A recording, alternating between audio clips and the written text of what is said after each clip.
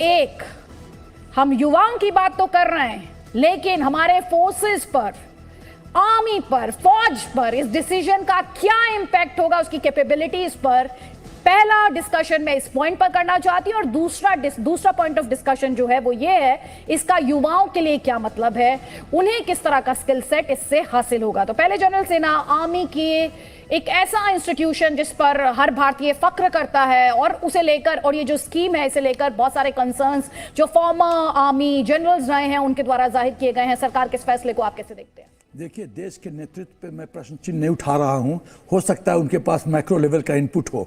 मैं सिर्फ और सिर्फ आर्मी के दृष्टिकोण से देख रहा हूं, क्योंकि मेरे पास आर्मी का अनुभव है, मेरे पास नेशनल लेवल का एक्सपोजर नहीं है। ये जो फैसला लिया जा रहा है, मैं इसके पक्ष में नहीं हूं। क्यों?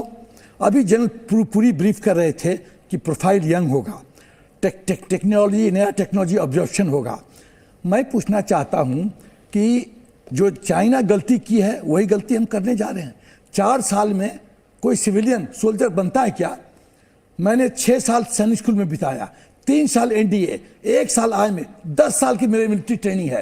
अफसर बनने के बाद हर एक साल कुछ ना कुछ कोर्स, कुछ ना कुछ orientation course, exercises, operational training, war gaming सब अटेंड किया। इतना टाइम लगता है एक सिविलियन को। एक सिविलियन एक कच्चा मिट्टी की तरह है, उसको कुम्हार की तरह शेप करने में वक्त लगता है। आप ऐसा क्यों करना चाहती हैं? मैं जानना चाहता हूं कि कंपल्शन क्या है। यदि पेंशन बढ़ाने का प्रयत्न है तो पेंशन, जो एमपीज लोग जो हैं, जो एक टाइम एमपी बन के जो पेंशन लेते हैं, उनका पेंशन काटिए, उनके जो प्रिविलेजेस है वो काटिए। देखिए, आर्मी का एक ऑर्गेनाइज स्ट्रक्चर है, टाइम टेस्टेड स्ट्रक्चर है, उसको टिंकर करना ठीक नहीं होगा। इतना पैसा खर्च करेंगे, एक सेकेंड, इतना पैसा हम खर्च करेंगे 4 साल के लिए और आप फिर बाहर चला जाएगा। और व्हाट यूज? हमने पैसा खर्च कर दिया, वो हमारे एम्बिट से निकल गया, खाली 25% रिटर्न करेंगे। तो जनपुरी का जो ये सब पॉइंट्स है, मुझे इसमें दम नजर नहीं आता। मेरा ख्याल है ये फैसला सही नहीं है, आर्मी के हित में नहीं है। ठीक, आर्मी के हित में एकदम नहीं है। में नहीं है तो आप ये कह रहे हैं कि देश के हित में भी नहीं है, क्योंकि आर्म्ड फोर्सेस जो हैं उन पर ना सिर्फ हम फक्र करते हैं, उनकी कैपेबिलिटीज को बढ़ाना, उन्हें और सुदृढ़ करना, उन्हें और मजबूत करना ये किसी भी राष्ट्र की जिम्मेदारी होती है। जनरल सिवाच, आप जनरल सेना से अग्री करते हैं, जो दूसरे आर्मी के जनरल्स हैं वो भी इसे लेकर अपने कंसर्न्स, चिंताएं जाहिर करते आए हैं। एक बार फिर से अपना सवाल दोहराते हुए, आर्मी के लिए इस डिसीजन का क्या मतलब है? हाँ बिल्कुल, देखो मैं तो ये कह रहा हूँ जो जनरल सिन्हा साहब ने बोला है बिल्कुल ठीक बोला है, और मैंने इसके ऊपर बहुत बड़ा आर्टिकल लिखा है। मैंने कहा कि बहुत बड़ी गलती है, ये नहीं करना चाहिए। क्योंकि देखो, 2 बातें गवर्नमेंट चाहता है करना, क्योंकि मांग है आज की तारीख में डिफेंस बजट के अंदर पेंशन और पे बहुत ज़्यादा है, तो पेंशन को कम करने के लिए वो ये एक अग्निपथ जो स्कीम लाए हैं। और दूसरा, वो यंग प्रोफाइल करना चाहते हैं, क्योंकि ये 4 साल के बाद चले जाएंगे तो प्रोफाइल जो है वो जो अभी 27-28 साल की एवरेज है वो घट के 22-23 साल आ जाए। मगर आप समझते हैं कि 4 साल के अंदर कोई जवान बन सकता है?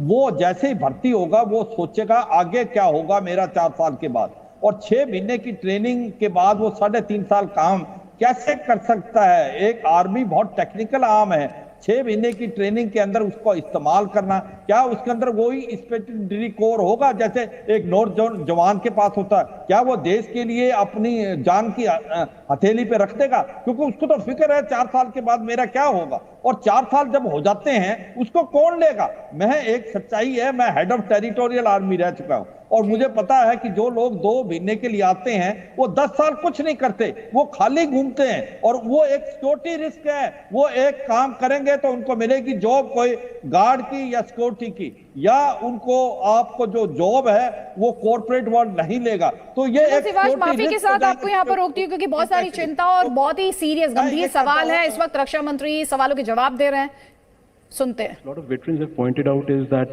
this Agnipath scheme or the All India All Class recruitment model will strike at the very foundation of the regimentation system, which is time tested and has worked very well for us.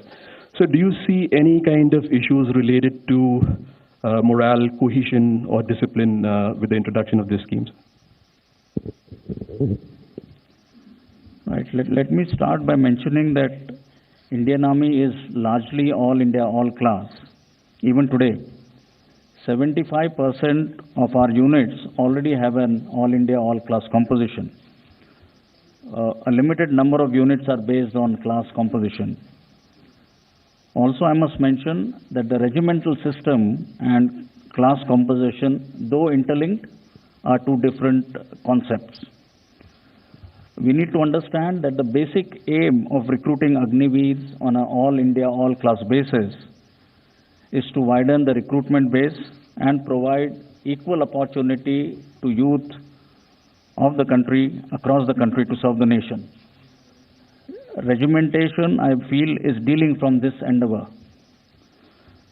We will continue to draw strength from the bonds of esprit de corps and team spirit, which are generated through living, training, and fighting together, irrespective of the class or caste of the comrades in arms.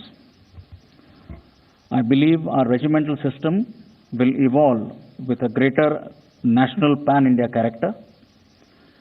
Gradually, the class-based character of certain units and regiments that have a fixed composition today is expected to evolve into an all-India, all-class structure in the future. The Indian Army has a rich history, tradition, military values and culture based on the principles of cohesive and camaraderie, and I believe this will not change. As I mentioned in my opening statement, the Agniveers will be fully assimilated and integrated into the organization, ready for deployment based on the operational requirements. Our organizational ethos and culture, we are convinced, will motivate the Agniveers to imbibe the military values and regimental spirit.